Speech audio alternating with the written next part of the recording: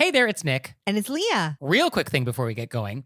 Please subscribe to our show and follow it. In whatever platform you're listening to us on. Yes, whatever app you're using right now, there's probably a plus button or a little bell or it says subscribe. Well, tap that, please. Just a quick little, and it makes such a big difference for us. We would really appreciate it. We really would. So please do that, and thank you. Thank you. And now, let's start the show. Yay!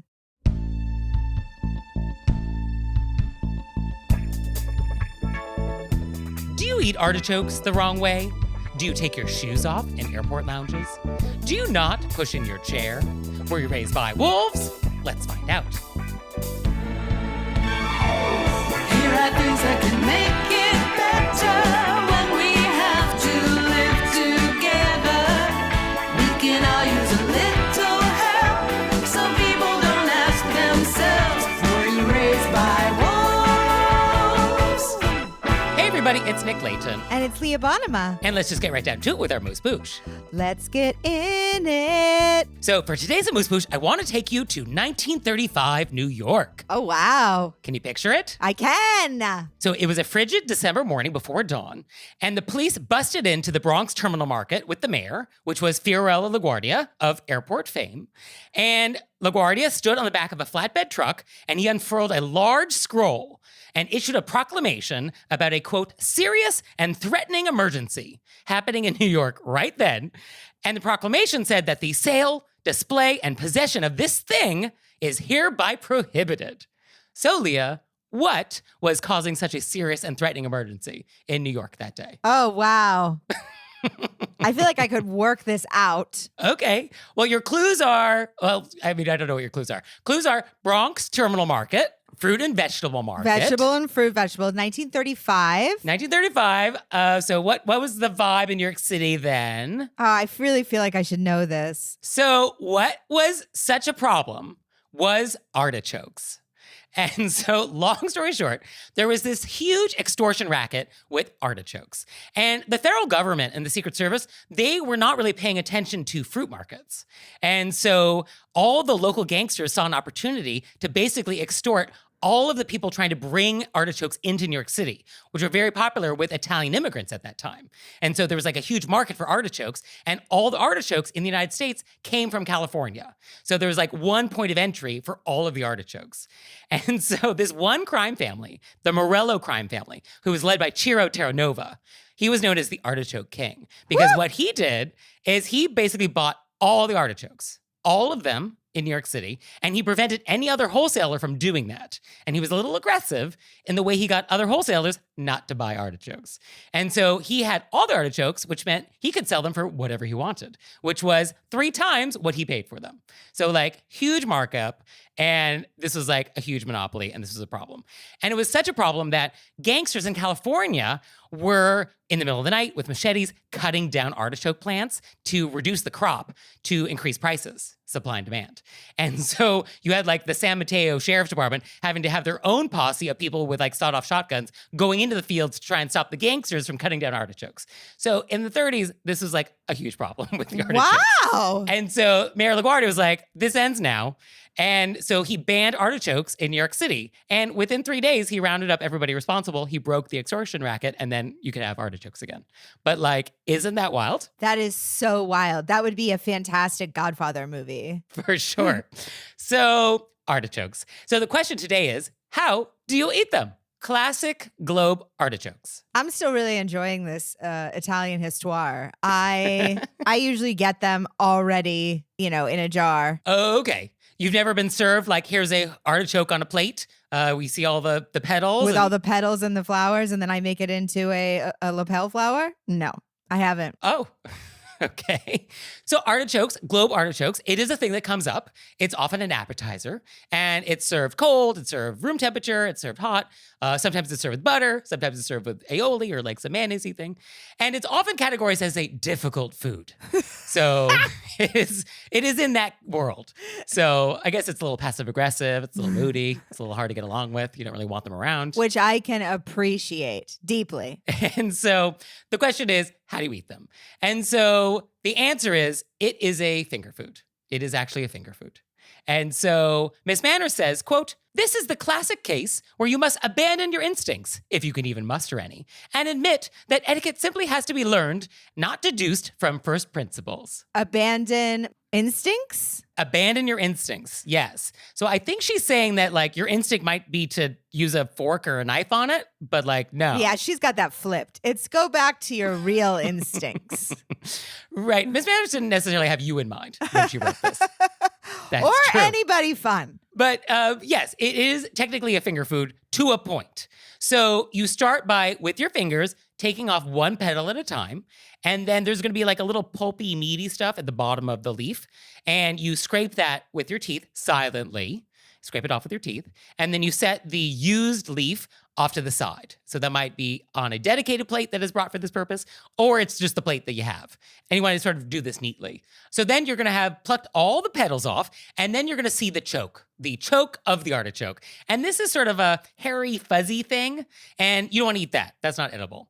And so with a knife and a fork, you're going to cut that off. You're going to steady it with the fork, and you're going to cut that choke off with your knife, and then you're going to set the choke off to the side. Now, Amy Vanderbilt will allow you to use your fingers to steady it as you're using your knife. But what you can't do is try to rip the choke off only with your fingers. That is not allowed. And then below that will be the heart, the artichoke heart. That's the good stuff. And so that is what you're waiting for.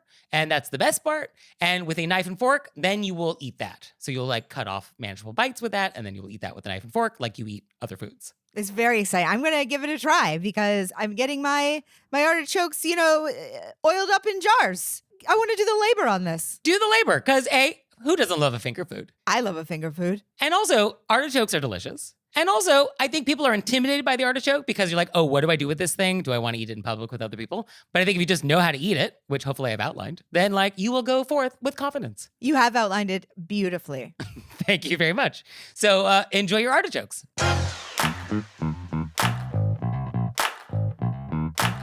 And we're back. And now it's time to go deep. Deep in somewhere I honestly have never been. Okay. So for today's question of etiquette, I want to talk about airport lounges. I've walked by them at the airport. You've never been in one. No. Okay. Well, I think I want you to be prepared when we go to an airport lounge. Which I may do because it comes with my credit card. Yes. I mean, there's a lot of different ways to get into a lounge. And so the first thing on my list is actually know what lounges you can get into and know the rules. Because I have been at many lounges and you see the person at the desk yelling at the people who work there about whether or not they can get in and they're being told no. And like, no one wants that.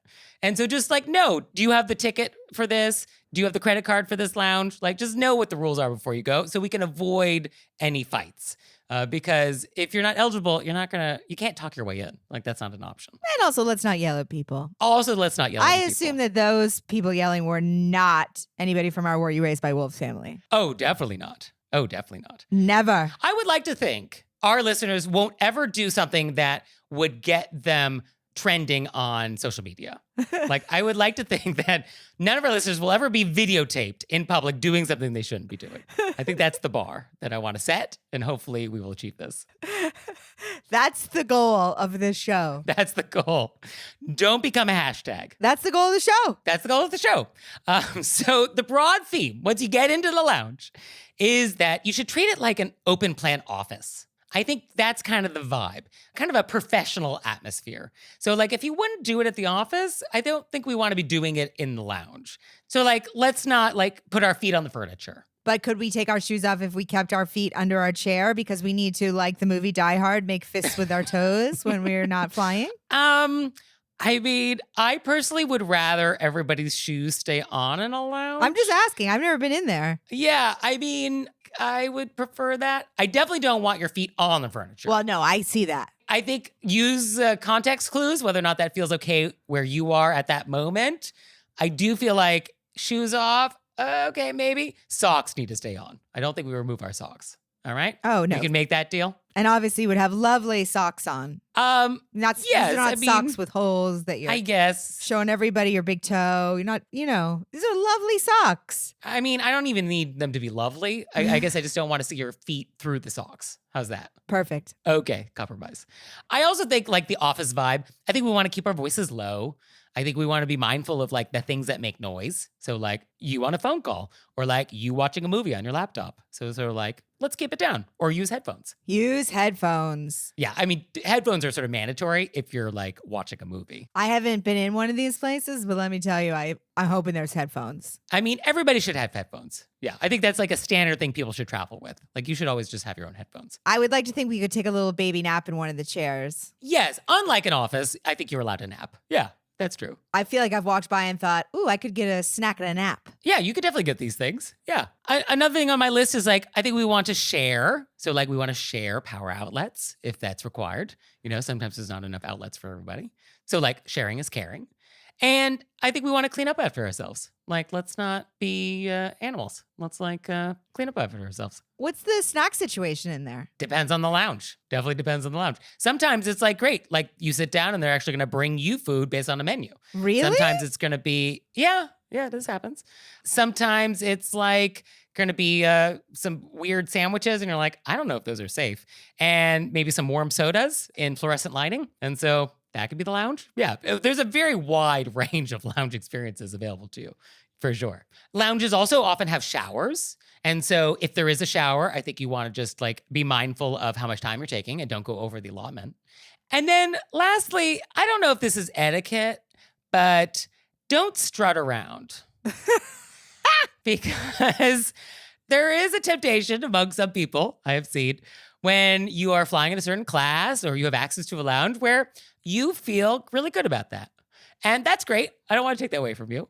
But sometimes your behavior affects other people when you're like being a little too pleased with yourself that you're in first class or your business class.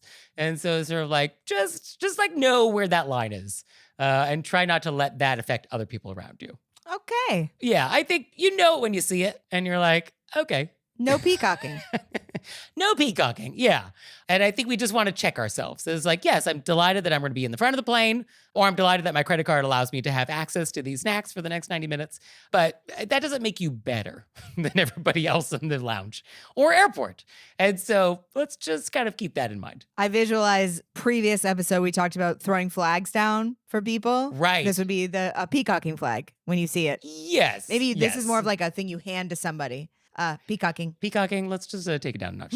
Related to this, I think if you're an Instagram influencer and you feel like you need to do a photo shoot in the lounge, just do it in a way that doesn't like affect other people. I've definitely seen some very elaborate photo shoots happening in like the Delta Sky Lounge at Kennedy. And it's sort of like, I don't know what this is, but like you're actually blocking the coffee maker. So can I just get an Americano real quick? And then like you can go back to whatever it is you're doing. Like, thank you. Oh, man. Yeah. So I mention it because like I've seen it happen and it's sort of like, oh, come on. Sometimes don't you just wish the internet would crash? Oh, yes. Oh, yes. Oh, many times. Yeah. I mean, fingers crossed. So we need to get you in a lounge. I think we need to go somewhere together, Leah. Well, I've been pushing for us going somewhere together, and you have been, let's be honest, emotionally dragging your feet and slightly terrorized by the idea. Yeah, but I think we all need to overcome our fears. And so I'm willing to do so. And so where do we want to go, Leah? Where are we going? Finland? Okay, I've not actually been to Finland. When I walk into the lounge, I'm going to say to the person working up front, this is my first time in a lounge, just so they know how excited I am. And then I'm going to take 3 selfies with you in the back, shaking your head upset. Okay. Great. Can't wait. And now it's time for an intermezzo. Intermezzo. So this episode is brought to you by Talkspace. So Leah, what's Talkspace? Talkspace is online therapy. At Talkspace.com, you can sign up online and get a personalized match with a provider that's right for you, typically within 48 hours. And because it's online, there's no need to commute to appointments, miss time at work, or line up childcare in order to attend sessions. It's mental health care made easy. And what's super convenient is that Talkspace lets you send messages to your therapist so you don't actually have to wait for your next session. And what I think is so terrific is that because it's online and it's not dependent on your physical location, if you need a specialist in a certain field and they're not near you, you can find them anywhere because it's online. So To celebrate May, Mental Health Awareness Month, and to celebrate every step you take towards a better, richer, fuller life, Talkspace is offering every listener of this podcast $100 off your first month with Talkspace. So go to Talkspace.com/RBW. To match with a licensed therapist today, go to Talkspace.com/RBW to get $100 off your first month and to show your support for the show. That's Talkspace.com/RBW. And now it's time for an intermezzo. Intermezzo. So this episode is brought to you by BritBox. And BritBox is the streaming home of the biggest and best selection of British television. And as our listeners know, I have on more than one occasion referenced my favorite BritBox shows. BritBox has all my favorite mysteries. I'm obsessed. Well, they have all your favorite everything because it actually was created by both the BBC and ITV, which are like the powerhouses of British television. So anytime you think like, oh, I wonder if they have this show, they have it. It is an amazing collection of shows. Oh, they have comedies, they have documentaries, they have concerts, they have Christmas specials, which last night I dipped into and I was like, Leah Bonnema, you have to wait until Christmas. Oh, come now. I did. I maybe watched 5 to 10 minutes and then I was like, save it. And BritBox, super easy to use. I use it on my iPhone because I like watching Nigella Lawson like while I'm brushing my teeth. And so who doesn't? It's great. So they're going to give our listeners an amazing deal. You're going to get 50% off your first month when you sign up for a monthly subscription at BritBox.com and use our promo code RBW. So go to BritBox.com, get a subscription, get 50% off your first month, and use promo code RBW. And we're back. And now it's time to take some questions from you all in the wilderness. Ow! So our first question is, quote, have you heard of a wedding gift opening party? What is this? Who's invited to it? Who hosts? And when is it held? I hadn't, but I have Google. So I was not super aware of this. And so I have also Googled it. And so I have thoughts. I feel like even Google was like, you may have not heard of this. Yeah, actually, most of Google was like, this is a thing that only takes place in certain places. Yeah. So the three of us were all on the same page. Exactly. So what this is basically a thing that takes place typically the day after the wedding.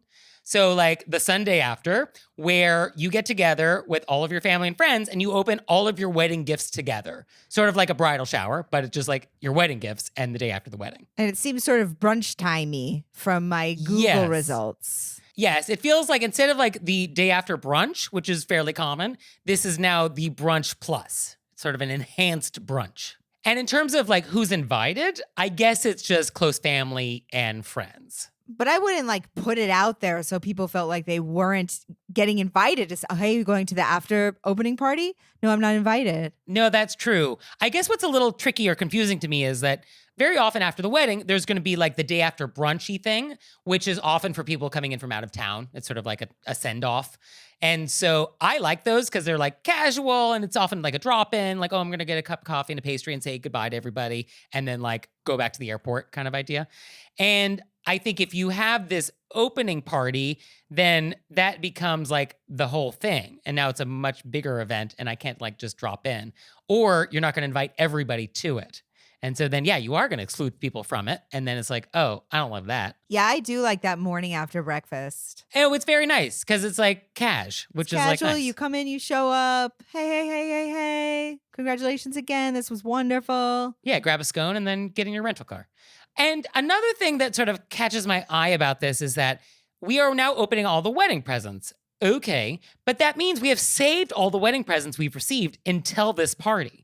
And a lot of times people send gifts way before the wedding, 6 months before the wedding, 3 months. And so does that mean that all of these people have not received a thank you note yet? I think that's what that means. Well, on top of that, a lot of weddings I've been to are not where the people getting married live. I've sent their wedding present to their home so they don't have to carry it back to them from wherever we are. Right. I mean, I guess this must take place in places where your home is sort of near where the wedding took place. Yeah, I think it's a very specific circumstance. It's like if you live where you are, it's a smaller group of people who aren't traveling back the next day. And I guess it's the same guest list as like the rehearsal dinner. I guess maybe that's like the same guest list. Yeah, that seems right. And then who hosts this thing? So it seems like the bride and groom were actually the hosts. Kind of feels like they're the hosts. Or I guess it's a close family member. And this doesn't seem like it's so widespread that it's something that's expected of you. I feel like this is something that you really are into. Yes, or perhaps it is expected in certain places. But yeah, this is definitely not like the standard in the United States. I don't know why I'm worried about all the people who feel like they weren't invited. I would say close friends, people from the rehearsal dinner, but if somebody else was talking about it in front of somebody else, I would say, oh, hey, you're obviously welcome to come. And then I guess a lot of times you get cash as gifts or checks. And I guess I don't think I want you opening envelopes of cash in front of me at a party, right? Like, I guess I'm okay with KitchenAid mixer, but like wad of cash from Uncle Tony, I don't want you like counting the bills. I don't know. Have you seen Goodfellas? You say thank you. You put it in a bag. Okay. All right. Maybe that's what it is. Yeah. Side note, I love that movie, but that's the scene where I stop watching it. Okay. I like to watch up until the wedding and then I bounce because and then you don't know what happens. I know what happens. And I like to believe that if I stop watching it there, that's where it ends. I see. So did we answer the question for the letter writer? I feel like my answer is that it seems like it's appropriate to do what you want to do. Yeah. Yeah, I don't think it's bad etiquette to do this party, but it's not required. And so I guess do it if you want to do it or not if you don't want to do it. If you want to have a gift opening party, it's according to the internet web searches, it is the next day. It's sort of at a brunchy time and it's the people that would be at the rehearsal dinner. Yeah, so there you go. So our next question is, quote, my wife and I recently went to our favorite local restaurant and went to the bar for drinks and dinner. There are 8 seats at the bar, and one couple was seated at one end, but another couple was seated at the other end with one open seat between them and the end of the bar, leaving an uneven set of 3 seats in the middle. The bar at this restaurant usually fills up, so I wanted to tell the other couple to move down so we could make space in case another couple came. My wife told me to let it go, and fortunately, the one seat beside us was taken by a single person. How should I have handled this situation? Is it standard etiquette when sitting at a bar for dinner to not leave a buffer seat between you and the next person? Or just leave it to chance, and if another couple came, have them rearrange the seating? I think if there is a buffer seat to be taken, take it. But if there's not a buffer seat to be taken, I wouldn't take it upon myself to rearrange the people sitting at the bar. Right. And just so we're all on the same page, this is what I'm picturing. We have person, person, seat, seat, seat, person, person, seat, right? Yes. So we have a couple, 3 empty seats, a couple, and then there's an empty seat at the end. Yes. Okay. So, yeah, I mean, I think you can always request someone shifts down when the need arises. But I think the problem here is that we're anticipating something that has not happened yet. On the nose. There's only 2 of you and there's 3 seats open. And I don't think it would be appropriate to say, hey, can you shift down in case 2 other people come in the future? Also, we don't know what just happened. There could have been a person sitting there. They just left. And not everybody goes to a bar in pairs. Like some people just want one seat. Well, as shown by a single person came and took the seat in between them. There may be another single person who took the seat at the end. We don't know what's going to happen. Yeah. So I think in general, it is nice to like move down if necessary at a bar to make room. But I don't think we have to anticipate the potentiality of it all. And I think if there's a buffer seat to take, we take it. If there isn't, then it doesn't matter. I think people sitting at a bar know that a part of sitting at the bar is that you're going to be close to people. Yeah, I think that's it. So I think we solved it. We wouldn't tell the person to move down in anticipating other people coming. We would just seat ourselves. And then if something came up later, we would deal with it then. And we would probably leave it to the people walking up to the bar needing the seats to have the conversation with the people about shifting around. Be like, hey, there's going to be actually 3 of us. Do you mind shifting down a seat? And like, that's a conversation for them all to have. As just fellow diners at the other end of the bar, I don't think you need to get involved even then. Yeah, I wouldn't get involved. So, do you have questions for us about anything? Let us know. You can let us know through our website, wereraisedbywolves.com, or you can leave us a voicemail or send us a text message, 267, call RBW. And now it's time for an intermezzo. Intermezzo. So this episode is brought to you by Air Doctor. So Leah, what is Air Doctor? Air Doctor is an air purifier that is powerful enough to circulate the air in a 630 plus square foot room 4 times per hour. Yes, it's a great air purifier, and they sent me one in New York and then sent one to you in Los Angeles. So Leah, you got your setup. What do you think? I'm loving it. I'm a huge air purifier woman. I'm coming from Maine. I got these Maine lungs. And between Los Angeles and New York, I'm like, clean up my apartment. And this is by far my favorite air purifier that I've had. It's really very powerful. So Air Doctor comes with a 30-day money-back guarantee. So if you don't love it, just send it back for a refund minus shipping. So head to airdoctorpro.com and use promo code RBW. And depending on the model, you'll save up to 39% off or up to $300 off. So lock in this special offer by going to AIRDOCTORPRO.com and use promo code RBW. And now it's time for Intermezzo. Intermezzo. So this episode is brought to you by EveryPlate. So Leah, what is EveryPlate? EveryPlate is America's best value meal kit. That's right. You can count on EveryPlate to make meal times easier without compromising on quality. EveryPlate recipes include only the highest quality ingredients, so you know your meals will be fresh and flavorful. Also, I love that you can switch out your proteins or sides to make the meal perfect for you. And EveryPlate provides plenty of delicious variety, so you'll never get stuck in a cooking rut. With more than 20 tasty and affordable recipes to choose from each week, it's easy to find something for everybody. So, Leah, what did you make this week? This week, I made a creamy peppercorn chicken with roasted potatoes and carrots. Hello. So you can get started with EveryPlate for just $1.49 per meal by going to everyplate.com/podcast and entering code WOLVES149. That's everyplate.com/podcast and using code WOLVES149. And we're back. And now it's time to play a game we like to call Vent or Repent. Vent or repent. Which is our opportunity to vent about some bad etiquette experience we've had recently, or we can repent for some etiquette faux pas we've committed. So, Leah, would you like to vent or repent? I'm going to vent, and, I've been trying to let this go. Okay. Because I didn't want to vent about it. Okay. But you couldn't make that happen. But I mean, it just comes up when I'm driving. It pops into my head and I get angry. So I was like, I gotta put it somewhere. All right, put it here. What do we got? So it's possible I've discussed it with you. Okay. But for our lovely listeners, here's what happened. There was a surprise birthday party. Mm-hmm. People were talking about it around me, and I was like, oh, that's hurtful. In my inside voice, I thought, oh, that's hurtful. I'm not invited, and people are talking about it around me. But then it kept happening, and I thought, maybe I've been invited, and I didn't know it. So I have already searched my inbox. Maybe I missed an invite. Then I was like, I really didn't. Then one of these people who've been talking about me called and said, hey, you haven't responded to the invite to this party. Mm-hmm. And I felt so nice inside. I was like, oh, I have been invited, Right. So then I said, oh, I never got it. And she said, oh, okay. So then she put me on an email with the people hosting the surprise party. So the person who it's for is not on this email. It's the people hosting. Right. As they shouldn't be if it's a surprise party. As they shouldn't be. So a friend is like, oh, you weren't invited. Let me make sure you get the invite again. I'm going to send a note to the hosts, including you on the email, and being like, oh, Leah needs to get the invite. Yes. Okay. And I'm on the email. I'm right there. I'm in Right. the conversation. Mm-hmm. The woman who apparently is running this shindig replies all and writes about me, even though I'm on the thing. She did get the email.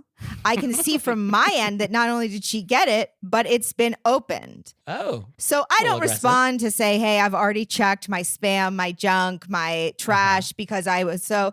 And then I even went to a place where I was like, is somebody else on my email? I'm absolutely sure I didn't get it. Right. But I'm not going to engage because this is not about me or her. It's about this other person who's having a surprise party. So Yeah. I call my friend. I say, hey, I'm going to take myself off that email. I don't need to be. I said to her, because I'm extremely aware of other people. I feel like I try so hard not to be. I know if I got an email or not. I'm not the one. Right. And Yeah. I No, also- I was like, I don't know why. You could have just said to me, I'm on the email, hey, so sorry, but it looks like on my end you got it. Maybe. And then just asked. Well, because the way it was phrased was like, oh no, you're a liar. You're a liar. You're a lying liar. Which I won't even lie about, like liking, you know what I mean? Right. You know me. Well, and here's the thing about like the open email notifications. There's a lot of things that can trigger that. Like a spam filter can open an email, quote unquote, and that can actually trigger that, which was like, oh, it looks like it was opened, but it wasn't you. It was like the spam filter, like double checking it. And so it's like, you don't necessarily actually have to open an email for it to trigger that. Those aren't like 100% reliable. Which I also wanted to reply all and be like, here's the things that it could have been on your end. But I was like, I'm not doing this. I'm rising above. So then I just take myself off the email. I tell my friend again, hey, never got it. If you just want to text me what the info is, this doesn't need to be a big deal. Yeah. Then the original person who wrote to me, as if I was on the email, resends the email, but then writes at the top of it, so this gets brought back to the top of your inbox. Doubling down. Like, just let it go. I didn't get it. I'm 100% sure. I don't know. would Are put you lying? money on it. You know how I feel about lying. I've gone out of my way to be an honest person, even if it works against me.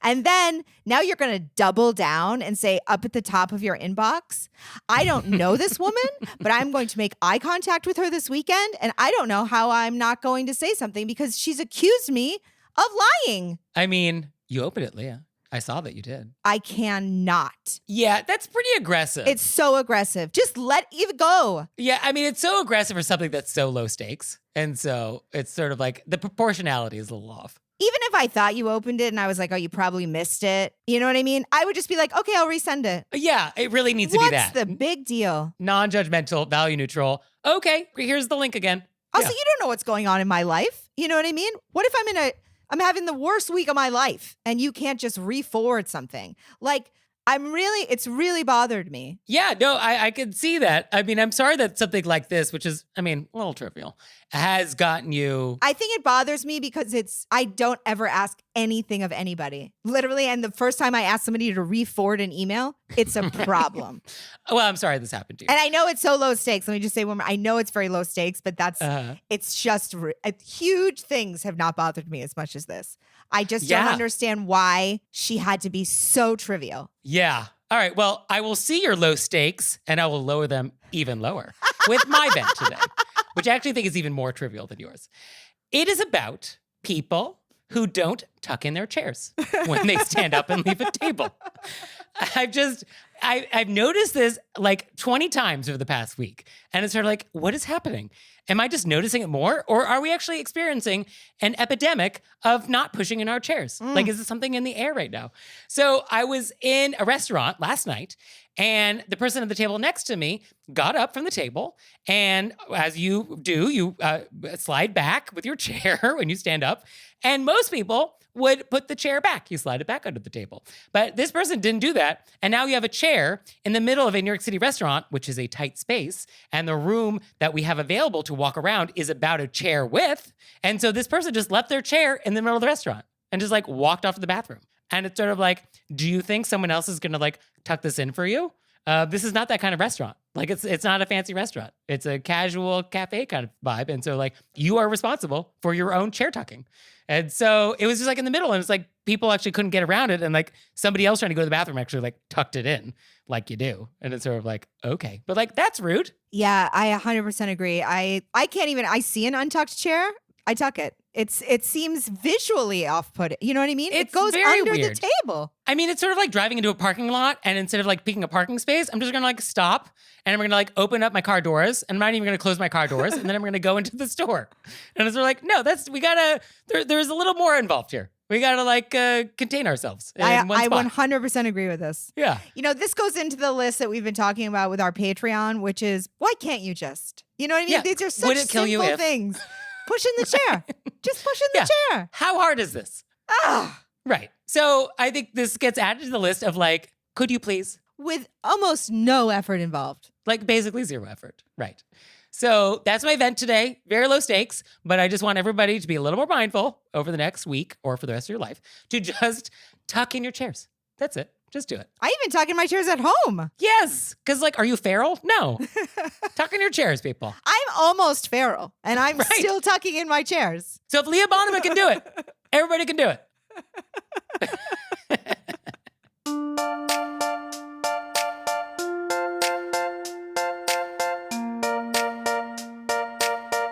So Leah, what have we learned? I learned this incredible gang warfare history over artichokes. Right? Isn't that fun? It's so fun. And then I learned how to eat them properly. And I learned that you have never been to an airport lounge. Never. And I can't wait. I'm going to take you, Leah. And we're going to have snacks. We will definitely have snacks. I promise it. And if Nick Leighton promises, it's going to happen. Well, thank you, Leah. Thank you, Nick. And thanks to you out there for listening. I'd send you a handwritten note on my custom stationery if I could. He would. So for your homework this week, we want you to send us your questions. Send us your vents. Send us your repents. You could even send us your aftermaths. And we'll take it via email, text, DM. Just send it to us. We would so love to hear it. We would. And we'll see you next time. Bye. Bye.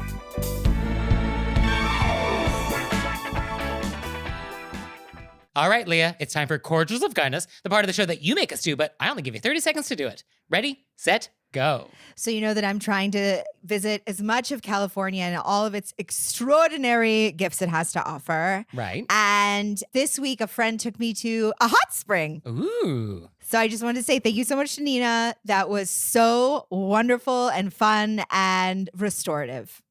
Oh, very nice. And for me, we just got a great voicemail, and it's quote, I was recently hosting my in-laws and my husband's extended family. And that's always tough because we have very different expectations and etiquette. But I've been married for 25 years and I know the deal. So when all the guests arrived, I was finishing some things upstairs and my daughter came up to get me and she said, you need to come downstairs, everyone's here. And I was doing some eye rolling and just putting it off. And she looked at me and she said, Mom, remember what Nick said. Remember your training.